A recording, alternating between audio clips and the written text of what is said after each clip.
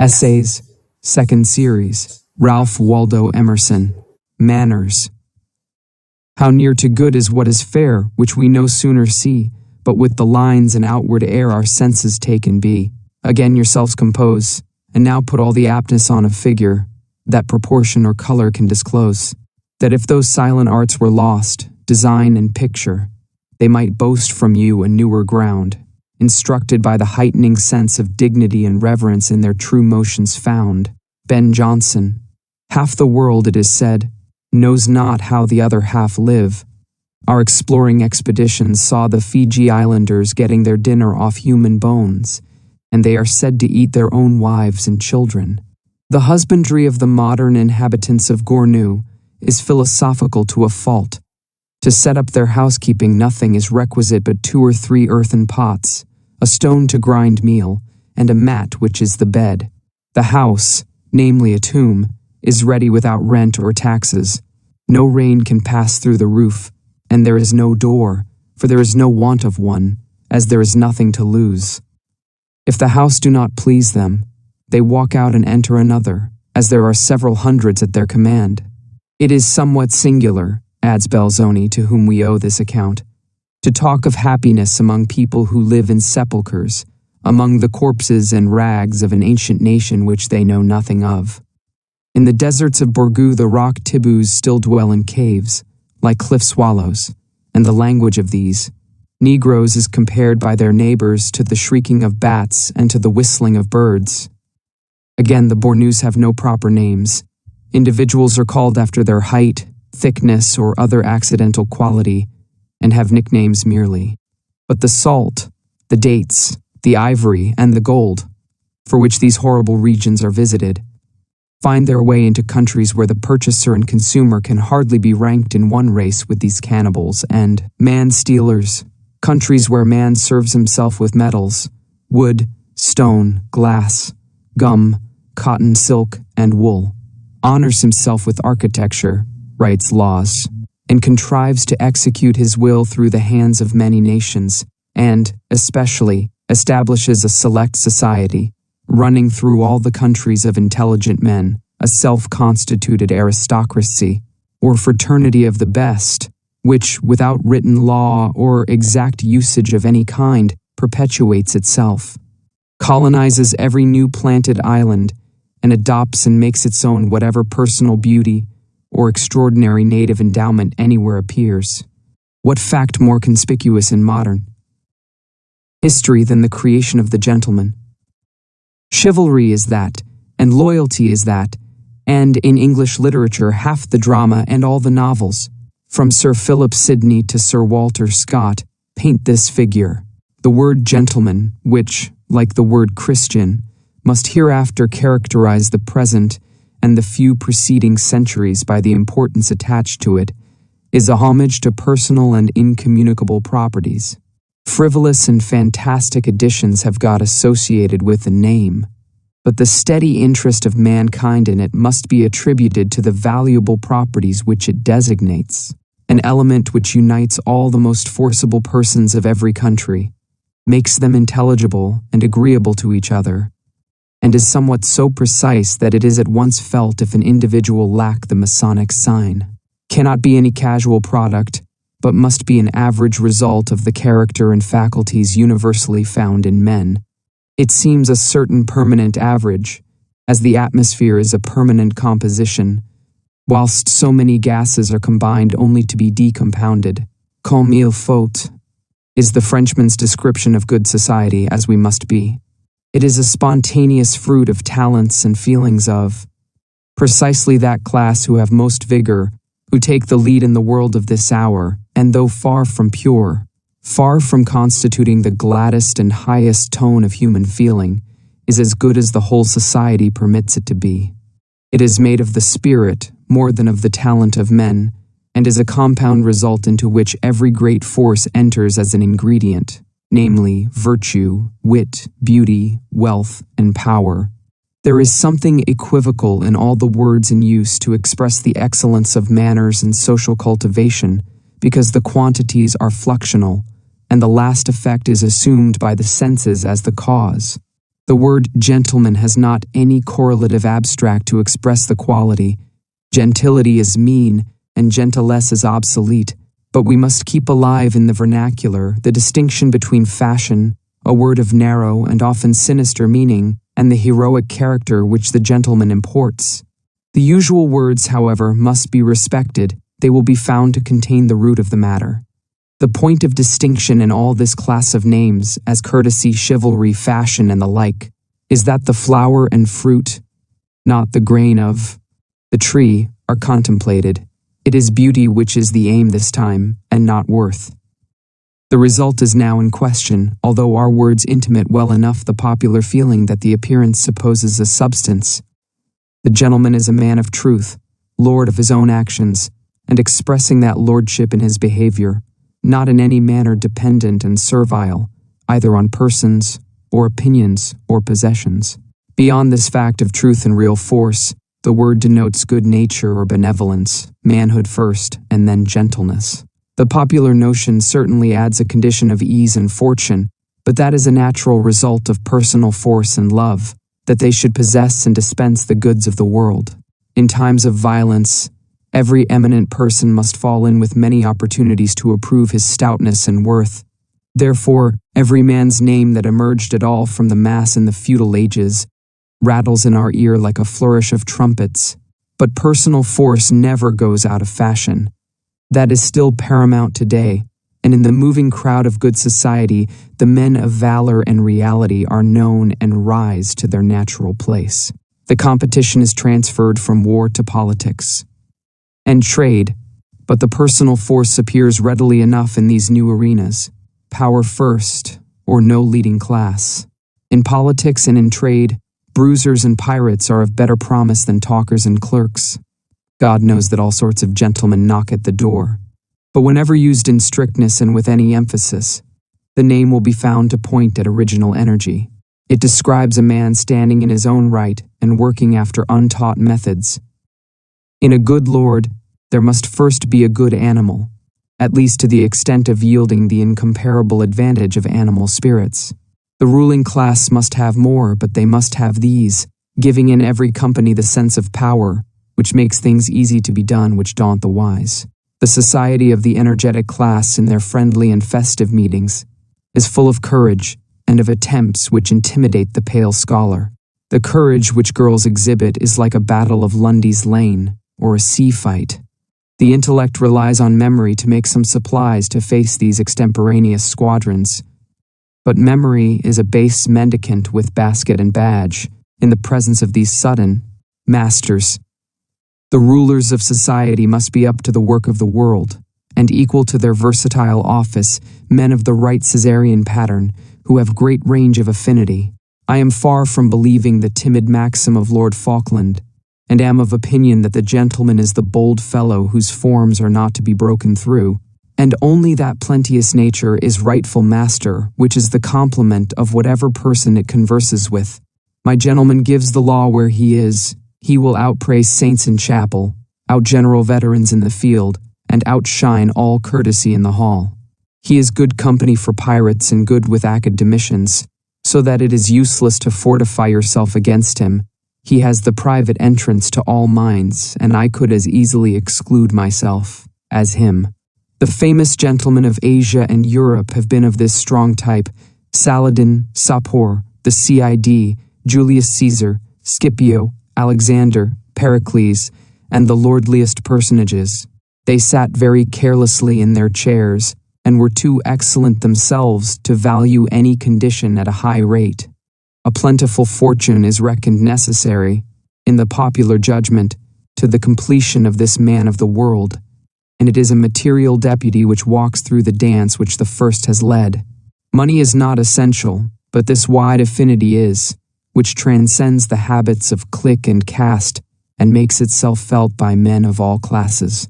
If the aristocrat is only valid in fashionable circles and not with truckmen, he will never be a leader in fashion, and if the man of the people cannot speak on equal terms with the gentleman, so that the gentleman shall perceive that he is already really of his own order, he is not to be feared. Diogenes, Socrates, and Epaminondas are gentlemen of the best blood, who have chosen the condition of poverty, when that of wealth was equally open to them. I use these old names, but the men I speak of are my contemporaries. Fortune will not supply to every generation one of these well-appointed knights, but every collection of men furnishes some example of the class, and the politics of this country, and the trade of every town, are controlled by these hardy and irresponsible doers, who have invention to take the lead, and a broad sympathy which puts them in fellowship with crowds and makes their action popular.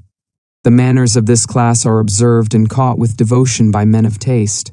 The association of these masters with each other and with men intelligent of their merits is mutually agreeable and stimulating. The good forms, the happiest expressions of each, are repeated and adopted. By swift consent, everything superfluous is dropped, everything graceful is renewed. Fine manners show themselves formidable to the uncultivated man. They are a subtler science of defense to parry and intimidate, but once matched by the skill of the other party, they drop the point of the sword. Points and fences disappear, and the youth finds himself in a more transparent atmosphere, wherein life is a less troublesome game, and not a misunderstanding rises between the players. Manners aim to facilitate life, to get rid of impediments and bring the man pure to energize. They aid our dealing and conversation as a railway aids traveling, by getting rid of all avoidable obstructions of the road, and leaving nothing to be conquered but pure space. These forms very soon become fixed, and a fine sense of propriety is cultivated with the more heed that it becomes a badge of social and civil distinctions. Thus grows up fashion, an equivocal semblance, the most puissant, the most fantastic and frivolous, the most feared and followed, and which morals and violence assault in vain. There exists a strict relation between the class of power and the exclusive and polished circles. The last are always filled or filling from the first. The strong men usually give some allowance even to the petulances of fashion, for that affinity they find in it. Napoleon, child of the Revolution, destroyer of the old noblesse, never ceased to court the Faubourg Saint-Germain, doubtless with the feeling that fashion is a homage to men of his stamp. Fashion, though in a strange way, represents all manly virtue. It is virtue gone to seed, it is a kind of posthumous honor. It does not often caress the great, but the children of the great. It is a hall of the past. It usually sets its face against the great of this hour. Great men are not commonly in its halls. They are absent in the field. They are working, not triumphing. Fashion is made up of their children, of those who through the value and virtue of somebody have acquired luster to their name, marks of distinction, means of cultivation and generosity, and, in their physical organization, a certain health and excellence which secures to them, if not the highest power to work, yet high power to enjoy. The class of power, the working heroes, the Cortez, the Nelson, the Napoleon, see that this is the festivity and permanent celebration of such as they, that fashion is funded talent. Is Mexico, Marengo, and Trafalgar beaten out thin, that the brilliant names of fashion run back to just such busy names as their own, 50 or 60 years ago? They are the sowers, their sons shall be the reapers, and their sons, in the ordinary course of things, must yield the possession of the harvest to new competitors with keener eyes and stronger frames. The city is recruited from the country. In the year 1805, it is said, every legitimate monarch in Europe was imbecile. The city would have died out, rotted, and exploded long ago, but that it was reinforced from the fields. It is only country which came to town day before yesterday that is city and court today. Aristocracy and fashion are certain inevitable results. These mutual selections are indestructible. If they provoke anger in the least favored class, and the excluded majority revenge themselves on the excluding minority by the strong hand and kill them, at once a new class finds itself at the top, as certainly as cream rises in a bowl of milk. And if the people should destroy class after class, until two men only were left, one of these would be the leader, and would be involuntarily served and copied by the other. You may keep this minority out of sight and out of mind, but it is tenacious of life, and is one of the estates of the realm. I am the more struck with this tenacity when I see its work. It respects the administration of such unimportant matters that we should not look for any durability in its rule. We sometimes meet men under some strong moral influence as a patriotic, a literary, a religious movement, and feel that the moral sentiment rules man and nature. We think all other distinctions and ties will be slight and fugitive, this of caste or fashion, for example, yet come from year to year and see how permanent that is in this Boston or New York life of man, whereto it has not the least countenance from the law of the land, not in Egypt or in India firmer or more impassable line. Here are associations whose ties go over and under and through it, a meeting of merchants, a military corps, a college class, a fire club, a professional association, a political, a religious convention. The persons seem to draw inseparably near, yet, that assembly once dispersed, its members will not in the year meet again. Each returns to his degree in the scale of good society. Porcelain remains porcelain, and earthen earthen. The objects of fashion may be frivolous, or fashion may be objectless, but the nature of this union and selection can be neither frivolous nor accidental. Each man's rank in that perfect graduation depends on some symmetry in his structure, or some agreement in his structure to the symmetry of society. Its doors unbar instantaneously to a natural claim of their own kind. A natural gentleman finds his way in, and will keep the oldest patrician out who has lost his intrinsic rank. Fashion understands itself. Good breeding and personal superiority of whatever country readily fraternize with those of every other. The chiefs of savage tribes have distinguished themselves in London and Paris by the purity of their tournure. To say what good of fashion we can, it rests on reality, and hates nothing so much as pretenders. To exclude and mystify pretenders and send them into everlasting Coventry is its delight. We contemn in turn every other gift of men of the world, but the habit even in little and the least matters of not appealing to any but our own sense of propriety constitutes the foundation of all chivalry. There is almost no kind of self-reliance, so it be sane and proportioned, which fashion does not occasionally adopt and give it the freedom of its saloons. A sainted soul is always elegant, and, if it will, passes unchallenged into the most guarded ring. But so will Jock the teamster pass, in some crisis that brings him thither, and find favor, as long as his head is not giddy with the new circumstance, and the iron shoes do not wish to dance in waltzes and cotillons. For there is nothing settled in manners, but the laws of behavior yield to the energy of the individual. The maiden at her first ball, the countryman at a city dinner believes that there is a ritual according to which every act and compliment must be performed, or the failing party must be cast out of this presence.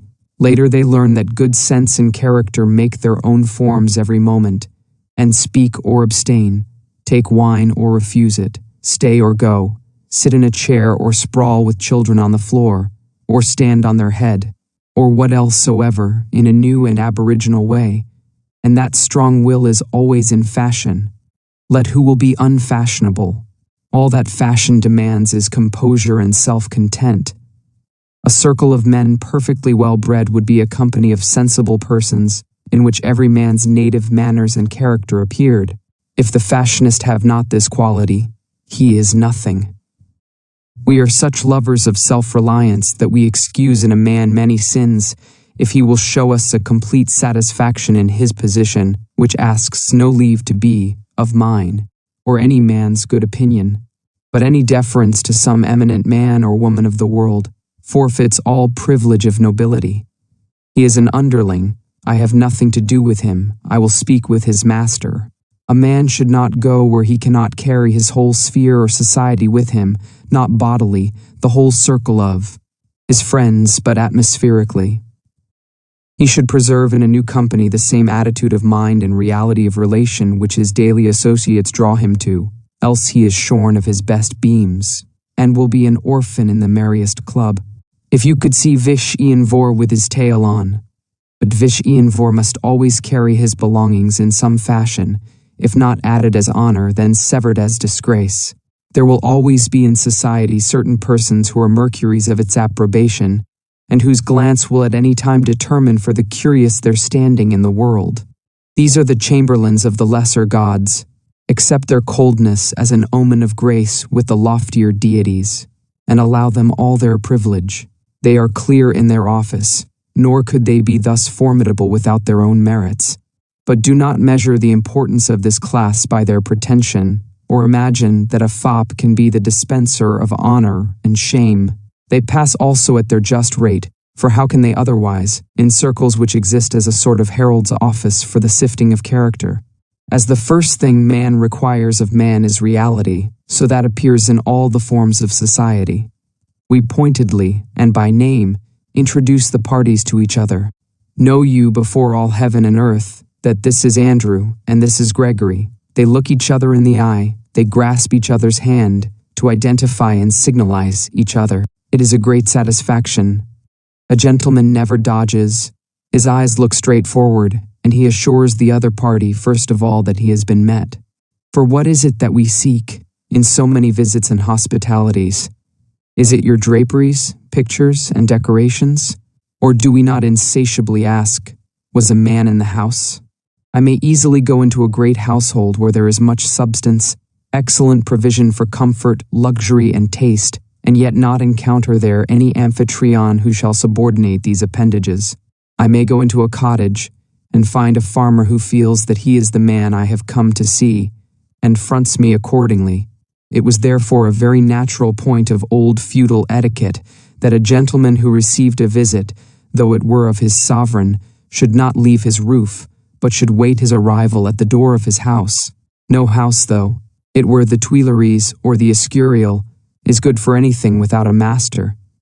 And yet we are not often gratified by this hospitality. Everybody we know surrounds himself with a fine house, fine books, conservatory, gardens, equipage, and all manner of toys, as screens to interpose between himself and his guest. Does it not seem as if man was of a very sly, elusive nature, and dreaded nothing so much as a full rencontre front to front with his fellow? It were unmerciful, I know, quite to abolish the use of these screens, which are of eminent convenience, whether the guest is too great or too little.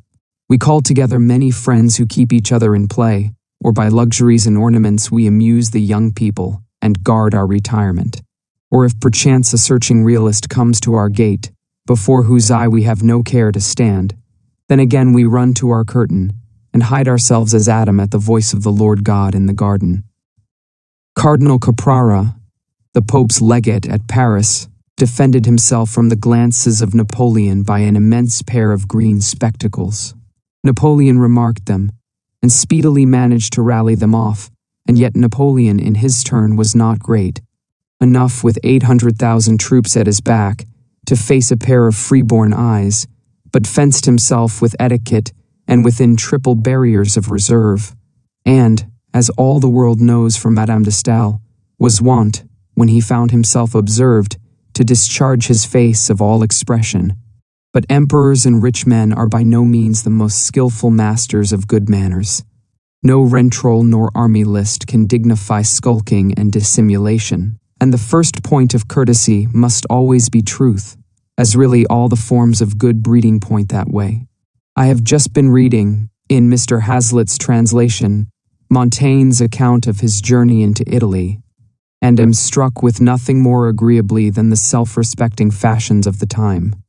His arrival in each place, the arrival of a gentleman of France, is an event of some consequence. Wherever he goes, he pays a visit to whatever prince or gentleman of note resides upon his road, as a duty to himself and to civilization. When he leaves any house in which he is lodged for a few weeks, he causes his arms to be painted and hung up as a perpetual sign to the house, as was the custom of gentlemen. The complement of this graceful self-respect, and that of all the points of good breeding I most require and insist upon, is deference. I like that every chair should be a throne and hold a king. I prefer a tendency to stateliness to an excess of fellowship. Let the incommunicable objects of nature and the metaphysical isolation of man teach us independence. Let us not be too much acquainted. I would have a man enter his house through a hall filled with heroic and sacred sculptures, that he might not want the hint of tranquility and self-poise. We should meet each morning as from foreign countries, and spending the day together, should depart at night, as into foreign countries. In all things, I would have the island of a man inviolate. Let us sit apart as the gods, talking from peak to peak all round Olympus. No degree of affection need invade this religion. This is myrrh and rosemary to keep the other sweet. Lovers should guard their strangeness. If they forgive too much, all slides into confusion and meanness. It is easy to push this deference to a Chinese etiquette, but coolness and absence of heat and haste indicate fine qualities. A gentleman makes no noise, a lady is serene. Proportionate is our disgust at those invaders who fill a studious house with blast and running to secure some paltry convenience. Not less I dislike a low sympathy of each with his neighbor's needs. Must we have a good understanding with one another's palates? As foolish people who have lived long together know when each wants salt or sugar. I pray my companion, if he wishes for bread, to ask me for bread, and if he wishes for sassafras or arsenic, to ask me for them, and not to hold out his plate as if I knew already. Every natural function can be dignified by deliberation and privacy. Let us leave hurry to slaves. The compliments and ceremonies of our breeding should signify, however remotely, the recollection of the grandeur of our destiny. The flower of courtesy does not very well bide handling, but if we dare to open another leaf and explore what parts go to its confirmation, we shall find also an intellectual quality. To the leaders of men, the brain as well as the flesh and the heart must furnish a proportion. Defect in manners is usually the defect of fine perceptions. Men are too coarsely made for the delicacy of beautiful carriage and customs. It is not quite sufficient to good breeding, a union of kindness and independence. We imperatively require a perception of, and a homage to beauty in our companions. Other virtues are in request in the field and workyard, but a certain degree of taste is not to be spared in those we sit with. I could better eat with one who did not respect the truth or the laws than with a sloven and unpresentable person. Moral qualities rule the world, but at short distances the senses are despotic. The same discrimination of fit and fair runs out, if with less rigor, into all parts of life. The average spirit of the energetic class is good sense, acting under certain limitations and to certain ends. It entertains every natural gift. Social in its nature, it respects everything which tends to unite men. It delights in measure. The love of beauty is mainly the love of measure or proportion. The person who screams or uses the superlative degree or converses with heat puts whole drawing rooms to flight. If you wish to be loved, love measure. You must have genius or a prodigious usefulness if you will hide the want of measure. This perception comes in to polish and perfect the parts of the social instrument. Society will pardon much to genius and special gifts, but being in its nature a convention, it loves what is conventional, or what belongs to coming together. That makes the good and bad of manners, namely what helps or hinders fellowship. For fashion is not good sense absolute, but relative, not good sense private, but good sense entertaining company.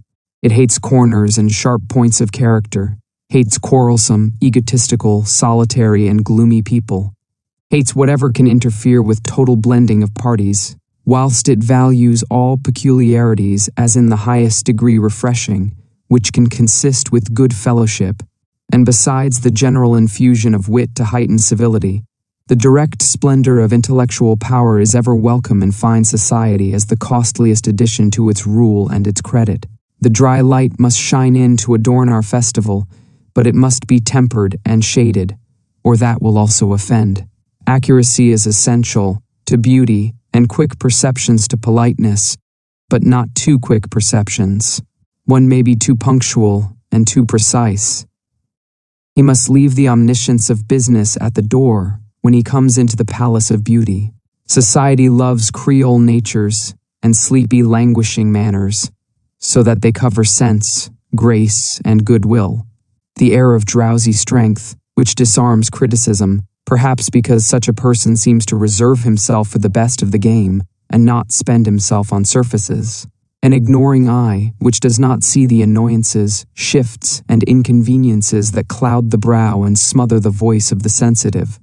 Therefore, besides personal force and so much perception as constitutes unerring taste, society demands in its patrician class another element already intimated, which it significantly terms good nature, expressing all degrees of generosity, from the lowest willingness and faculty to oblige, up to the heights of magnanimity and love.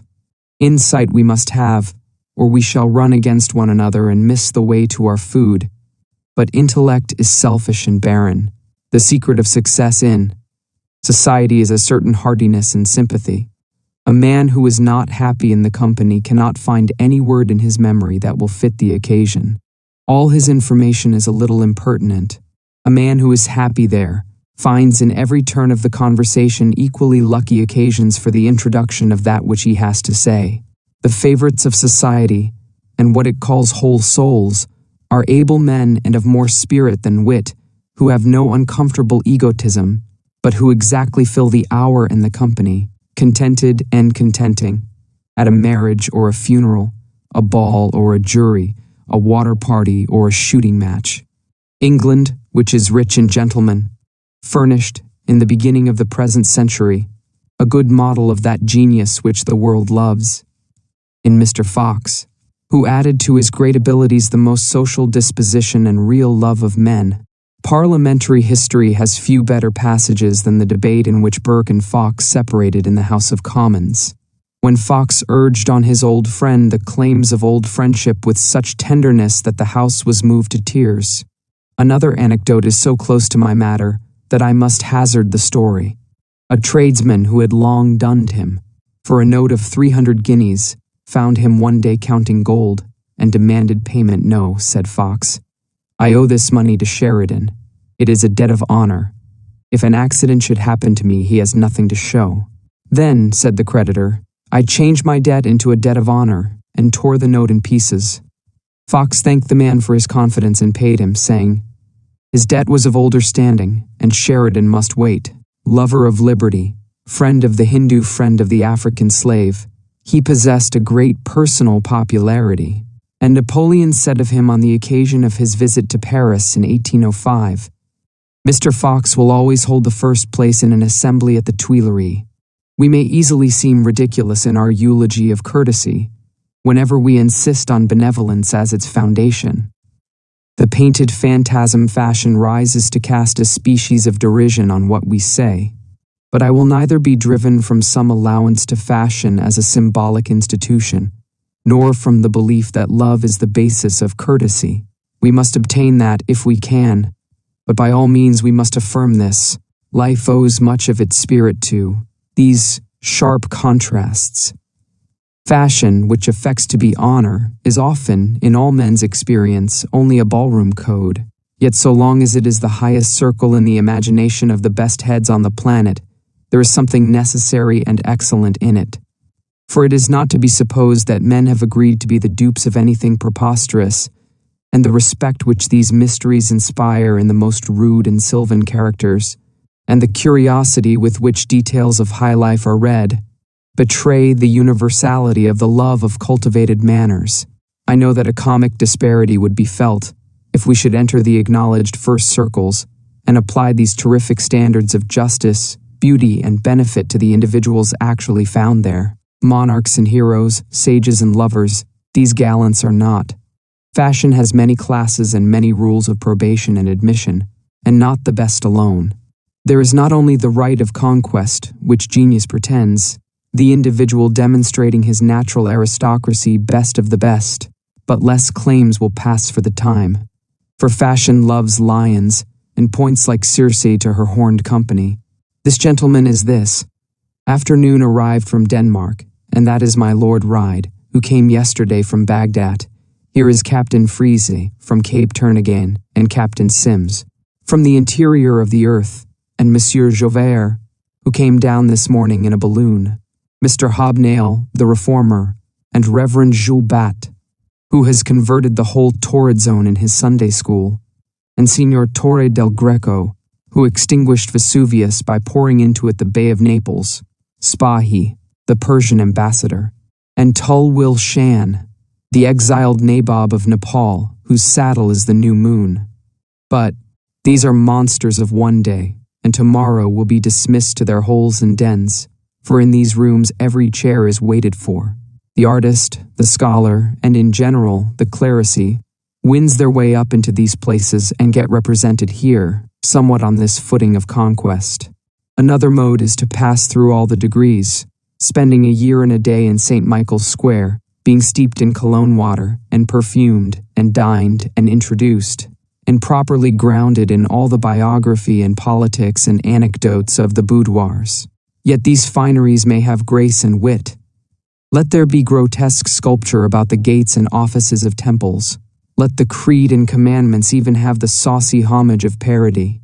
The forms of politeness universally express benevolence in superlative degrees. What if they are in the mouths of selfish men, and used as means of selfishness? What if the false gentleman almost bows the true out of the world? What if the false gentleman contrives so to address his companion as civilly to exclude all others from his discourse, and also to make them feel excluded?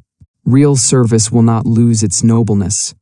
All generosity is not merely French and sentimental, nor is it to be concealed that living blood and a passion of kindness does at last distinguish God's gentlemen from fashions. The epitaph of Sir Jenkin Grout is not wholly unintelligible to the present age. Here lies Sir Jenkin Grout, who loved his friend and persuaded his enemy. What his mouth ate, his hand paid for. What his servants robbed, he restored. If a woman gave him pleasure, he supported her in pain. He never forgot his children, and whoso touched his finger drew after it his whole body. Even the line of heroes is not utterly extinct. There is still ever some admirable person in plain clothes, standing on the wharf, who jumps in to rescue a drowning man. There is still some absurd inventor of charities, some guide and comforter of runaway slaves, some friend of Poland, some Philhellene, some fanatic who plants shade trees for the second and third generation, and orchards when he is grown old, some well-concealed piety, some just man happy in an ill fame, some youth ashamed of the favors of fortune and impatiently casting them on other shoulders. And these are the centers of society, on which it returns for fresh impulses. These are the creators of fashion, which is an attempt to organize beauty of behavior. The beautiful and the generous are, in the theory, the doctors and apostles of this church, Scipio and the CID, and Sir Philip Sidney and Washington, and every pure and valiant heart who worshipped beauty by word and by deed. The persons who constitute the natural aristocracy are not found in the actual aristocracy, or only on its edge, as the chemical energy of the spectrum is found to be greatest just outside of the spectrum. Yet that is the infirmity of the seneschals, who do not know their sovereign when he appears. The theory of society supposes the existence and sovereignty of these. It divines afar off their coming. It says with the elder gods, "As heaven and earth are fairer far than chaos and blank darkness, though once chiefs, and as we show beyond that heaven and earth, in form and shape compact and beautiful, so on our heels a fresh perfection treads, a power, more strong in beauty, born of us. For 'tis the eternal law, that first in beauty shall be first in might. Therefore, within the ethnical circle of good society, there is a narrower and higher circle, concentration of its light, and flower of courtesy, to which there is always a tacit appeal of pride and reference. As to its inner and imperial court, the parliament of love and chivalry, and this is constituted of those persons in whom heroic dispositions are native, with the love of beauty, the delight in society, and the power to embellish the passing day. If the individuals who compose the purest circles of aristocracy in Europe, the guarded blood of centuries, should pass in review, in such manner as that we could at leisure and critically inspect their behavior, we might find no gentleman and no lady, for although excellent specimens of courtesy and high breeding would gratify us in the assemblage, in the particulars we should detect offense, because elegance comes of no breeding, but of birth. There must be romance of character, or the most fastidious exclusion of impertinencies will not avail. It must be genius which takes that direction. It must be not courteous, but courtesy. High behavior is as rare in fiction as it is in fact. Scott is praised for the fidelity with which he painted the demeanor and conversation of the superior classes. Certainly, kings and queens, nobles and great ladies, had some right to complain of the absurdity that had been put in their mouths before the days of Waverley. But neither does Scott's dialogue bear criticism. His lords brave each other in smart epigrammatic speeches, but the dialogue is in costume and does not please on the second reading. It is not warm with life. In Shakespeare alone the speakers do not strut and bridle.